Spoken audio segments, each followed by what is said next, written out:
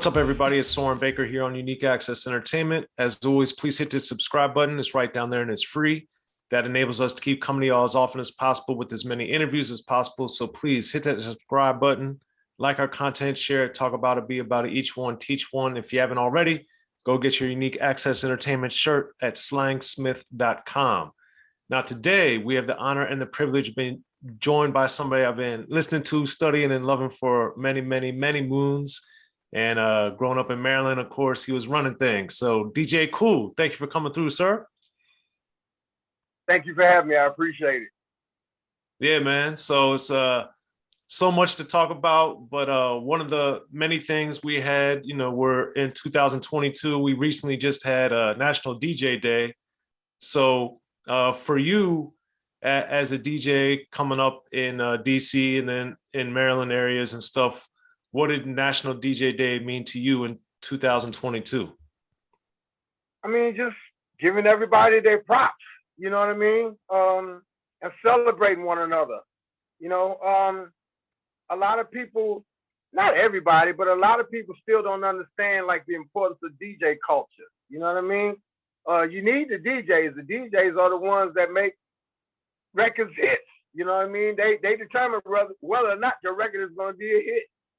You can't do it without the DJ as an artist, you know what I mean? And so me, I'm on both sides of the coin. I'm DJ and artist. So yeah, I definitely need the DJs. And so, I'm personally thankful for a situation like National DJ Day.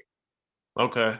And with everything evolving into such a digital world now, how have you seen the role of the DJ in the club, the DJ on the radio, compared to like how things work with Spotify and iTunes and all these different things? How have you seen that role evolve over the years? It's made it easier for a lot of guys, you know what I mean? But how can I say this? I can really only speak from the perspective of a DJ, like a club DJ perspective, you know what I mean? Because that's primarily where I've lived at, for lack of a better term, all these years. I think it's kind of made it easier for a lot of guys to play in clubs and whatnot. They feel, okay, I can just set up this little controller, set this computer up, and then I could just play all this music. But they still don't understand one of the important things about being a DJ is knowing how to read an audience. You know what I mean? A lot of cats can't do that. A lot of cats can't make smooth transitions from one song to the next without having some sort of train wreck that they call it a mix or what have you. So a lot of guys, forget that part as far as the skill part of it is concerned. You know what I mean? So a lot of them think that it's made it easier, but it hasn't. I can't really speak on what's going on as far as radio is concerned. Well, how can I say? Yeah, I can. When it comes down to radio, I don't like the fact that corporate America has pretty much kind of moved the DJ to the side. Like, look, we don't care what you guys are talking about. Like, these are the songs that we feel, you know what I mean? Anything that's hitting the charts, this is what we pushing. That and other little situations like payola and all that kind of crazy stuff, you know what I mean? Which is a whole nother show. Yeah, but, definitely. Yeah, whole nother show. I just don't like the way that radio operates nowadays. You know what I mean? It used to be up to the program directors and the music directors and, and then the DJs, you know what I mean? But now it's like, forget all those guys. It's whatever corporate says, that's what we rocking. And I think that's sad.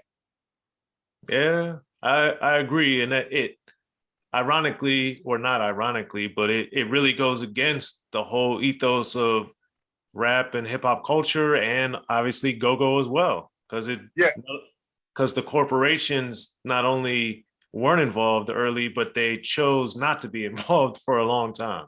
And right. And we saw the beautiful music that we both and everyone listening has grew up loving and enjoying. So, yeah. So when I know also recently, of course, you had the Cha Cha Cha song and video and stuff. So how, given all the stuff we've already just talked about, before we get into a lot of your history, I wanted to get into how have you evolved as a writer, producer, and as somebody making these songs to make a song like Cha Cha Cha and still make it hit now? I just kind of stick to my regular formula, man. Like whatever I feel is gonna move that dance floor. You know what I mean? I'm not into trying to sound like what's going on currently. You know what I mean? Because I'm not from that era. But I can tell you this: at the end of the day, I know what to put together to make a dance floor move. I promise you that. You know what I mean? I don't care what era we in. You know what I mean? That's just my gift, I guess. You know what I mean? So I thank God for that part.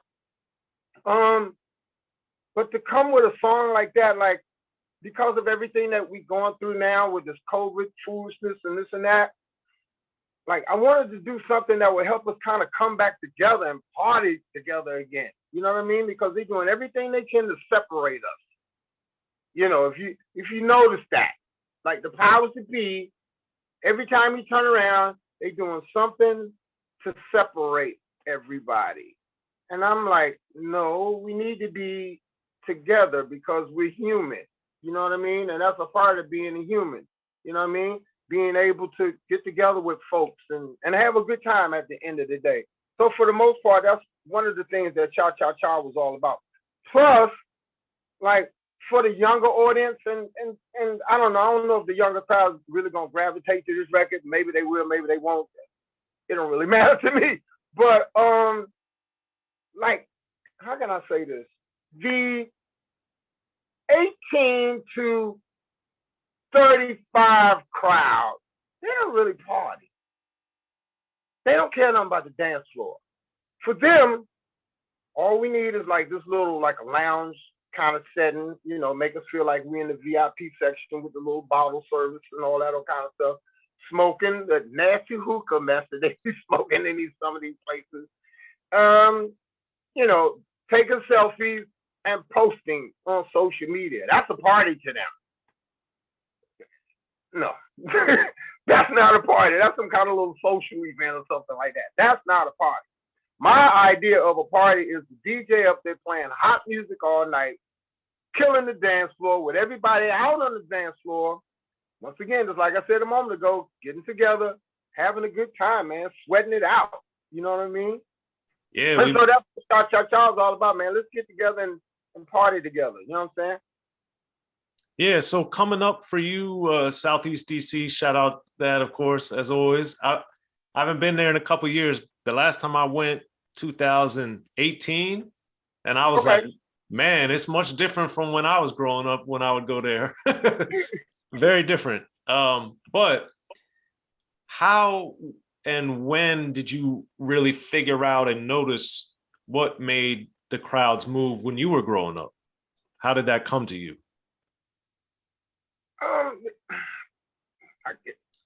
That's a hard question to answer, man. It's just my gift. You know what I mean? Right. Music just kind of runs through me like that. It just does. I can't really explain it. That whenever your time comes and you depart from this earth and you get a chance to meet the Creator, you ask him, well, how did you make DJ Kool the way that you made him? What is it that you know what I'm saying? You got to talk to him about that. I have no idea. It's just my gift, and I thank God for it. And I'm not trying to evade your question or anything. That's the best answer that I could actually give you, honestly. You know what I mean? Okay. And then I grew up in Gambrills in Anne Arundel County, so I would be getting Baltimore and DC radio growing up. And the first time I really knew who you were was The Music Ain't Loud Enough, when it was being played on the radio as a 12-inch, even before the album. So I had always wondered and was so intrigued because I saw like Wizard, who I didn't know who that was, and you produced it. But I wanted to know like how that song has so many samples in it. I wanted to know, how did you guys go about blending and using all these? Because I think it's at least more than 10 samples. So how how did you guys build so many things into one song? Well, actually, I produced it, and Wizard was my recording engineer. Okay. Um, Once again, this is the DJ in me. You know what I mean? Just blending records all night long. But at the same time, knowing like basic music theory, knowing how to structure or arrange a song and what have you. Even knowing about just music in general, you know what I mean? Music production and stuff like that. Shout out to a lot of people that I learned from along the way. Funky Ned, he played bass for Raz. Mike Hughes, may he rest in peace. He had a band called AMFM, and he also worked with Von Mason and Crew from the song Bounce Rock Roll Skate, and a bunch of other music.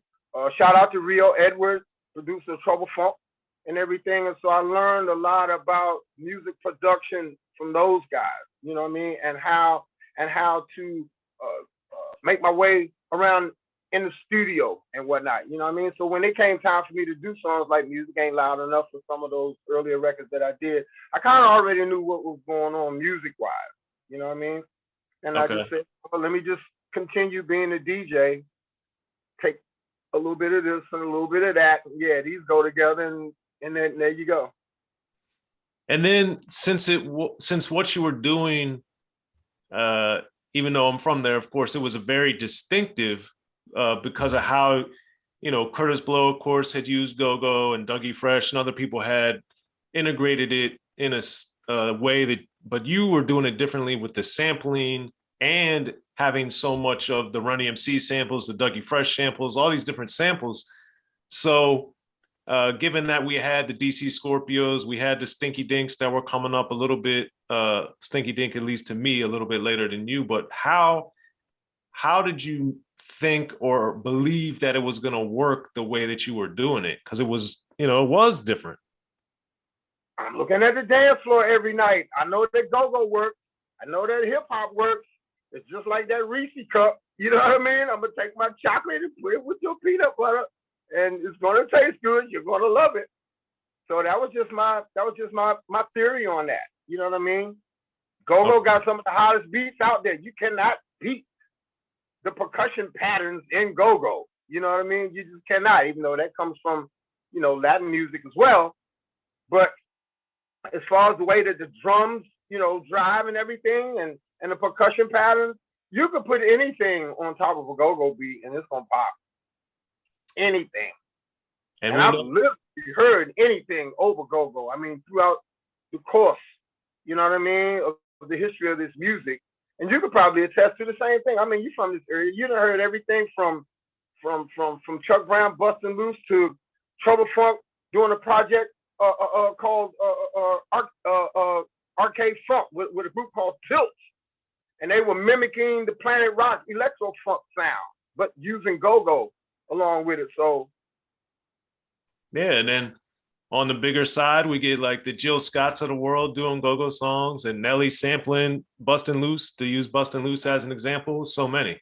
But Brand Nubian would drop the bomb, of course. There's so many songs throughout history. Herbie Lovebug sampled so many go-go songs with Kid and Play and Sweet Tea and Dana Dane and Salt and Pepper and so on and so on. So it's a lot of crossover. But speaking of the crossover with How Low Can You Go, and then throughout the Music Ain't Loud Enough album, you also not only sampled Chuck D, but used a lot of Public Enemy influence.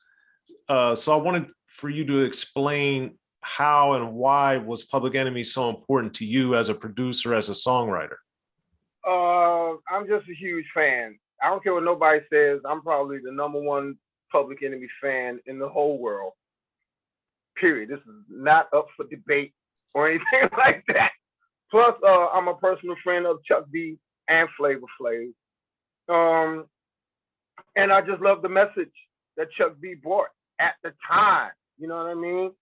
Chuck D, as far as hip hop is concerned, was, I don't know, he was Malcolm X if he was a hip hop artist, or he was Martin Luther King if he was a hip hop artist. Like, you know, he had the voice and the message to go along with the voice, and then the production from the Bomb Squad. Are you serious? Incredible. So yeah, I was highly influenced by the works of Public Enemy. Right. Which I always find is interesting because obviously people like more than one thing. But since Go-Go is so party and Public Enemy is so thoughtful per se, it's always been a very interesting combination because people feel like, I know it's not true, but I think a lot of times there's the perception that people are like, oh, that's what I like. I don't really deviate from that. But obviously as a DJ, you gotta, morph quite a bit. But I also thought it was interesting on Music Ain't Loud Enough, because even for me, after How Low Can You Go, What the Hell You Come In Here For, Reggae Dance, and then on the intro to the album, you were like, we've been waiting for so long. I was one of them. So what took so long to make the album from 88 to 90? What was happening? Just being an artist on a little small independent label, you know what I mean? And not really having the financial backing to do things that needed to be done as far as marketing and promotion is concerned. Even, having a budget to even get an opportunity to go in the studio all the time. You know what I mean? That's just a part of being an artist on a little small label. So shout out and rest in peace to D.O.C, who actually owned and ran the label Creative Funk Music, which was the label that all those songs came out on. Yeah. So it wasn't for Deke, it wouldn't be for in a particular kind of way. If it wasn't for Deke, there wouldn't be DJ Kool as an artist. You know what I mean? He was the one that first approached me with the idea. I said, yeah, why not? Let's go to the studio. And then next thing you know, you got Music Ain't Loud Enough and all these songs that you just mentioned. Yeah, and then Creative Funk for the album got with the SOH Distributors Network. So explain what Creative Funk was and what SOH was. Creative Funk was the label. SOH, Selecto Hits, was the distributor. Out of Tennessee, that Selecto Hits? Mm-hmm. So how, because I know that was the Phillips, if I remember correctly, but they, how did they get in touch with you guys? D.O.C is not here to answer that question. Okay. And that D.O.C question, may he rest in peace. Yes. Okay. Because as I got to know what Selecto Hits was, I never, your album was the first that I remember seeing it, but later, once I got more familiar with them, I always knew it as Selecto Hits. So I didn't know if that was the same thing or different. And they also, all the addresses seem to have Baltimore, Oxon Hill, or Greenbelt or something. So I was like, is this the same? That was D.O.C. Those were his addresses. To the best of my knowledge, I think the way that the Creative Funk and Selecto Hits thing kind of got together is because D.O.C was an independent record promoter, and he got in his car and he traveled a lot of places, especially in the South, just, picking up records and then coming back up this way and hitting all the clubs and giving all the DJs their records and stuff like that from all these different little labels. And so I'm thinking that, in his travels, while he was in Tennessee or what have you, he met the people from Selecto Hits and he was like, well, look, I got this label and I got this artist and this guy's moving units and whatnot, and I need a distributor. I'm thinking that's the conversation went. That's the only thing that makes sense to me. All right, makes sense.